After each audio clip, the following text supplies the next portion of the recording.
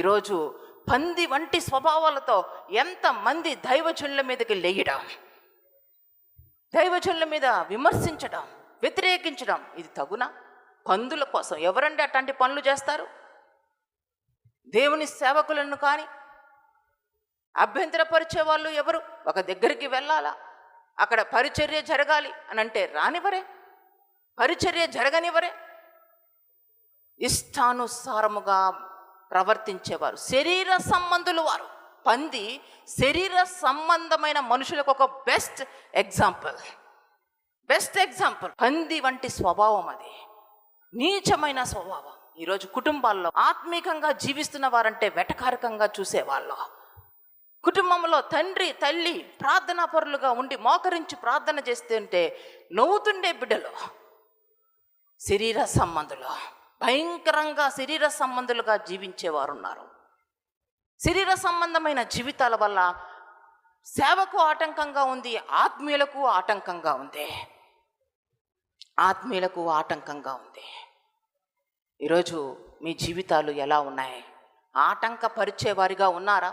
యేసయ్య సేవకు ఆటంకపరిచేవారిగా ఉన్నారా?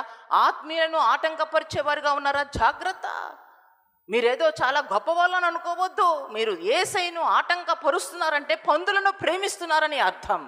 అంటే పంది వంటి స్వభావాలను ప్రేమిస్తున్నారు. శరీర సంబంధులు మాత్రమే హీనంగా దిగజారగలరు. ఎందుకంటే పందే కదండి బురదలో ఉండగలదు, పందే కదా బురదలో పొరలగలదు, అదే నీచంగా ఆలోచిస్తుంది కదా. ఈరోజు శ్రేష్టమైన రీతిగా ఆత్మీకంగా ముందుకు సాగుతున్నప్పుడు వారిని ఎంత వెటకారకంగా, ఎంత చులకనగా చూస్తున్నారు, ఎంత హీనంగా చూస్తున్నారు, ఎంత హీనంగా మాట్లాడుతున్నారు. జాగ్రత్త.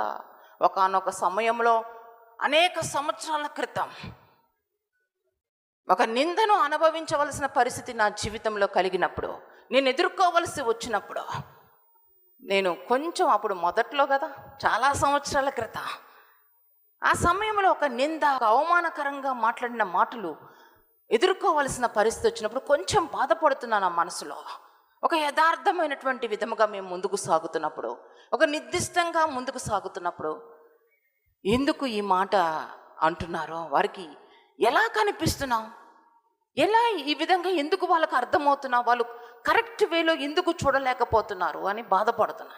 అదే సమయంలో ఒక సహోదరి నాకు ఫోన్ చేసిందండి. ఫోన్ చేసినప్పుడు నేను డల్గా మాట్లాడుతున్నా. నేను మౌనంగా మాట్లాడుతుంటే ఏమైంది, కొంచెం డల్గా ఉన్నట్టున్నావు అని అన్నారు. నేను అంతా చెప్పలేదు, కానీ నిందించేవాళ్ళు, పరిచర్యలో అవమానించి మాట్లాడేవాళ్ళు, వారిని చూస్తుంటే కొంచెం బాధ అనిపిస్తుంది. ఎందుకు వాళ్ళు అర్థం చేసుకోలేకపోతున్నారు, ఒక మనిషిని ఎందుకు అపార్థం చేసుకుంటున్నారు అని నేను మనసులో అనుకుంటుంటే ఒకటే మాట ఆ సహోదరి అనింది, పందులకు ఏమి తెలుసు పాన్స్ పౌడర్ వాసన అనింది. బాగుందా?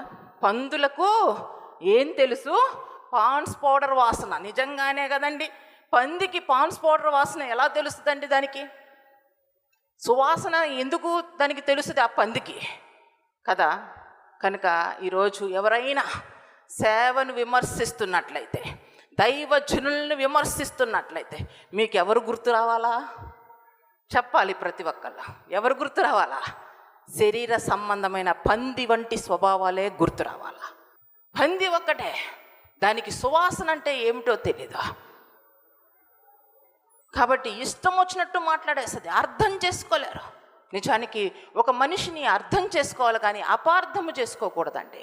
దేవుని కోసం ప్రయాస పడుతున్నప్పుడు, నశించిపోయే ఆత్మల కొరకు ముందుకు సాగుతున్నప్పుడు అపార్థము చేసుకోవద్దు, అర్థము చేసుకోవాలా. మోషే గురించి ప్రజలందరూ అంటున్నారు, మోషేని వ్యతిరేకిస్తున్నారు, సన్నుగుతున్నారు, గొనుగుతున్నారు. కానీ పరలోకం నుంచి మోషేని చూస్తున్నప్పుడు దేవునికి మోషే ఎలా కనిపించాడో తెలుసా? నా ఇల్లంతటిలో సాత్వికుడు. మనుషులకేమో మోషే కోపిష్టివాడిగా కనిపించాడు, ఫరోకేమో కోపిష్టివాడు, ఎందుకంటే ఐగుప్తీని చంపేశాడు కాబట్టి. ఇశ్రాయేళ్ల కోసం ఐగుప్తీని చంపేశాడు కాబట్టి మోషేని వ్యతిరేకిస్తున్నారు. ప్రజలే మోషే మీద సనుగుతున్నారు, గొనుగుతున్నారు. కానీ పైనుండి చూస్తున్నటువంటి పరలోకపు తండ్రి మోషేని చూస్తున్నప్పుడు నా ఇల్లంతటిలో సాత్వికమైన స్వభావం కలిగిన వాడు, మనుషులను ఏనాడు అపార్థము చేసుకోవద్దు, మనుషులకు ఎప్పుడూ మనుషులు అర్థము కాదు. ఎవరైనా మీ కుటుంబంలో మీ భార్యని మీరు చూడాలన్నా, మీ భర్తను చూడాలన్నా, మీ బిడ్డల్ని చూడాలంటే సంపూర్ణంగా మనము ఒక మనిషిని అర్థం చేసుకోలే, ఒక బిడ్డను అర్థం చేసుకోలే, కుటుంబ సభ్యులను అర్థం చేసుకోలేం. ఎందుకంటే సైడ్ నుంచి మీరు చూస్తే సైడ్ ఫేసే, రైట్ సైడ్ ఉన్న ఫేసే చూస్తారు, రైట్ సైడ్ నుంచి చూస్తే, లెఫ్ట్ సైడ్ నుంచి చూస్తే లెఫ్ట్ సైడ్ ఉన్నటువంటి ఫేసే చూస్తారు, ఫ్రంట్ నుంచి చూస్తే మీరు నా ముందున్నటువంటి మొహమే చూస్తారు. కానీ సంపూర్ణంగా ఒక మనిషిని అర్థం చేసుకోవాలంటే పరలోకపు తండ్రికే అది సాధ్యం. దేవునికి మహిమ కలుగునుగాక. లోకపు ఆశలు వీడితి, నీ పిలుపుకే వేచియుంటిని. నా హృదయ పీఠమున నీవే నిత్యము నివసించుమయ్యా.